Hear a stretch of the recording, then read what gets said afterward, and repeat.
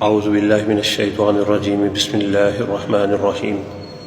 اللہ تعالیٰ کی رضا اور اجر و ثواب کے لیے اپنے گھر والوں، رشتہ داروں، شرعی فقیروں، مسکینوں، یتیموں، مسافروں، غریبوں اور دیگر مسلمانوں پر اور ہر جائز اور نیک کام یا نیک جگہوں میں حلال اور جائز مال خرچ کرنا اللہ کی راہ میں خرچ کرنا کہلاتا ہے۔ اللہ تعالیٰ نے قرآن مجید میں ارشاد فرمایا، یا ایھا الذین آمنوا انفقوا مما رزقناکم، اے ایمان والو اللہ کی راہ میں ہمارے دیے میں سے خرچ کرو۔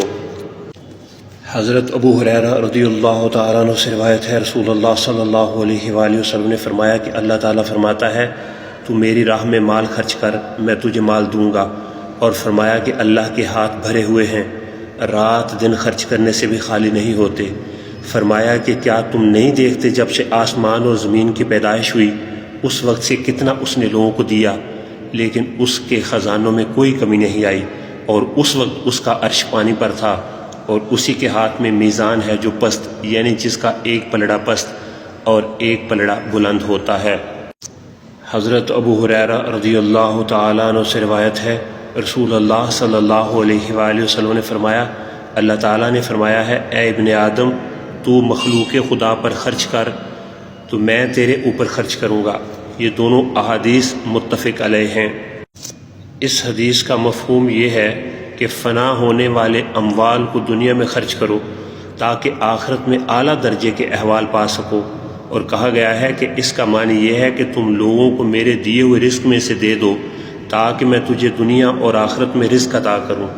اس میں اللہ تعالیٰ کے اس ارشاد کی طرف اشارہ ہے، اور تم اللہ کی راہ میں جو کچھ بھی خرچ کرو گے تو وہ اس کے بدلے میں اور دے گا۔ حضرت اسماء رضی اللہ تعالی عنہا سے روایت ہے، رسول کریم صلی اللہ علیہ وآلہ وسلم نے فرمایا، خرچ کرو اور گن کر نہ دو، ورنہ اللہ تعالیٰ بھی تمہیں گن کر دے گا، اور ہاتھ نہ روکو ورنہ اللہ تعالیٰ بھی تم سے اپنا ہاتھ روک لے گا۔ یہ حدیث متفق علیہ ہے۔ حضرت ابو ہریرہ رضی اللہ تعالیٰ عنہ سے روایت ہے، رسول اللہ صلی اللہ علیہ وآلہ وسلم نے فرمایا، اگر میرے پاس احد پہاڑ کے برابر بھی سونا ہوتا تو مجھے یہ بات بہت پسند ہے کہ 3 راتیں مجھ پر اس حال میں نہ گزریں کہ اس مال میں سے کچھ بھی میرے پاس موجود ہو، یعنی سب کچھ بانٹ دوں، مگر صرف اتنا باقی رکھ لوں جس سے اپنے ذمے واجب الادا قرض ادا کر سکوں۔ یہ حدیث متفق علیہ ہے۔ حضرت عقبہ بن حارث رضی اللہ تعالیٰ عنہ نے بیان کیا، حضور نبی اکرم صلی اللہ علیہ وآلہ وسلم نے ہمیں نماز عصر پڑھائی اور پھر جلدی سے اپنے گھر تشریف لے گئے۔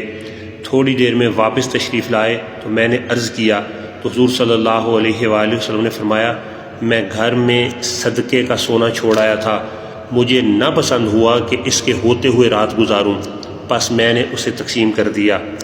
اس حدیث کو امام بخاری نے روایت کیا ہے۔ حضرت ابو ذر رضی اللہ تعالیٰ عنہ بیان کرتے ہیں، میں حضور نبی اکرم صلی اللہ علیہ وآلہ وسلم کی خدمت میں اس وقت حاضر ہوا کہ آپ صلی اللہ علیہ وآلہ وسلم کعبہ کے سائے میں تشریف فرما تھے۔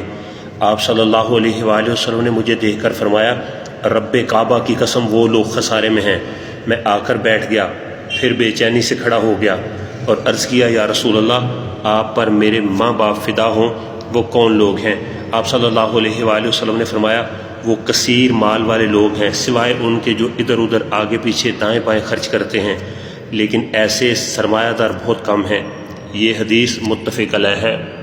حضرت ابو ہریرہ رضی اللہ تعالیٰ عنہ سے روایت ہے، رسول اللہ صلی اللہ علیہ وآلہ وسلم نے فرمایا، جس نے ایک کھجور کے برابر بھی حلال کمائی سے خیرات کی، اور اللہ تعالیٰ قبول نہیں فرماتا مگر حلال کمائی سے، تو اللہ تعالیٰ اسے اپنے دانے دستے قدرت سے قبول فرماتا ہے، پھر خیرات کرنے والے کے لیے اس کی پرورش کرتا ہے، جیسے تم میں سے کوئی اپنے بچڑے کی پرورش کرتا ہے، یہاں تک کہ وہ نیکی پہاڑ کے برابر ہو جائے گی۔ یہ حدیث متفق علیہ ہے۔ حضرت عبداللہ بن مسعود رضی اللہ تعالیٰ عنہ سے روایت ہے، رسول اللہ صلی اللہ علیہ وآلہ وسلم نے فرمایا، تم میں سے ہر شخص کو چاہیے کہ وہ اپنے چہرے کو جہنم کی آگ سے بچائے، اگرچہ کھجور کا ایک ٹکڑا ہی خیرات کرنے سے ہو۔ اب آپ ملاحظہ کیجئے کہ اللہ تعالیٰ کی راہ میں خرچ کرنے سے دنیا اور آخرت میں کیا فائدے ہیں، اور یہ فوائد احادیث مبارکہ سے ماخوذ ہیں۔ اللہ تعالیٰ کے حکم سے بری موت سے بچیں گے، 70 دروازے بری موت کے بند ہوں گے، عمریں زیادہ ہوں گی، ان کی گنتی یعنی تعداد بڑھے گی، رزق میں وسعت مال کی کثرت ہوگی، اس کی عادت سے کبھی محتاج نہ ہوں گے، خیر و برکت پائیں گے، آفتیں بلائیں دور ہوں گی، بری قضا ٹلے گی، 70 دروازے برائی کے بند ہوں گے، 70 قسم کی بلا دور ہوگی، ان کے شہر آباد ہوں گے، شکستہ حالی دور ہوگی، مدد الہی شامل ہوگی، رحمت الہی ان کے لیے واجب ہوگی، ملائکہ ان پر درود یعنی دعائے رحمت بھیجیں گے، رضائے الہی کے کام کریں گے، غضب الہی ان پر سے زائل ہوگا، ان کے گناہ بخشے جائیں گے، مغفرت ان کے لیے واجب ہوگی، ان کے گناہوں کی آگ بجھ جائے گی، غلام آزاد کرنے سے زیادہ اجر لیں گے، ان کے ٹیڑھے کام درست ہوں گے، آپس میں محبتیں بڑھیں گی، اللہ تعالیٰ کے حضور درجے بلند ہوں گے، اللہ تبارک و تعالیٰ ملائکہ سے ان کے ساتھ مباحات یعنی فخر فرمائے گا، روز قیامت دوزخ سے امان میں رہیں گے، آتش دوزخ ان پر حرام ہوگی، آخرت میں احسان الہی سے بہرہ مند ہوں گے۔ والدین کے ساتھ حسن سلوک کرتے ہوئے اللہ کی راہ میں خرچ کیجیے۔ والدین پر خرچ کرنے کا حکم خود قرآن مجید میں ہے، چنانچہ سورہ بقرہ میں اللہ تعالیٰ کا ارشاد ہوا، ترجمہ ہے، تم سے پوچھتے ہیں کیا خرچ کریں، تم فرماؤ جو کچھ مال نیکی میں خرچ کرو تو وہ ماں باپ اور قریب کے رشتہ داروں اور یتیموں اور محتاجوں اور راہ گیر کے لیے ہے۔ اسی طرح سے صدقہ کرنے اور رشتہ داروں کے ساتھ صلہ رحمی کرنے سے رزق میں وسعت اور عمر میں اضافہ ہوتا ہے۔ رسول اللہ صلی اللہ علیہ وآلہ وسلم نے ارشاد فرمایا، جو چاہتا ہے کہ اس کے رزق میں وسعت، مال میں برکت ہو، وہ اپنے رشتہ داروں سے نیک سلوک کرے۔ ایک اور مقام پر ارشاد ہوا، بے شک صدقہ اور صلہ رحم ان دونوں سے اللہ تعالیٰ عمر بڑھاتا ہے اور بری موت کو دفع کرتا ہے اور مکروہ اور اندیشہ کو دور کرتا ہے۔ اس کے علاوہ اہل خانہ پر خرچ کرنے کے احادیث مبارکہ میں بہت فضائل بیان کیے گئے ہیں۔ جو ثواب کی نیت سے اپنے اہل خانہ پر خرچ کرے تو یہ بھی صدقہ ہے۔ بندے کے میزان میں سب سے پہلے اہل و عیال پر خرچ کیے گئے مال کو رکھا جائے گا۔ سب سے افضل دینار وہ ہے جسے بندہ اپنے گھر والوں پر خرچ کرے۔ اسی طرح یتیموں مسکینوں سے حسن سلوک کر کے راہ خدا میں خرچ کرنا چاہیے۔ فرمان رسول صلی اللہ علیہ وآلہ وسلم ہے، میں اور یتیم کی کفالت کرنے والا جنت میں ایسے یعنی شہادت کی انگلی اور بیچ والی انگلی کی طرح اکٹھے ہوں گے۔ ایک اور حدیث میں ہے، بیوہ اور مسکین کی امداد اور خبر گیری کرنے والا اللہ تعالیٰ کی راہ میں جہاد کرنے والے کی طرح ہے۔ ایصال ثواب کر کے اللہ کی راہ میں خرچ کیجیے۔ ایصال ثواب بھی راہ خدا میں خرچ کرنے کا ایک بہترین مصرف ہے۔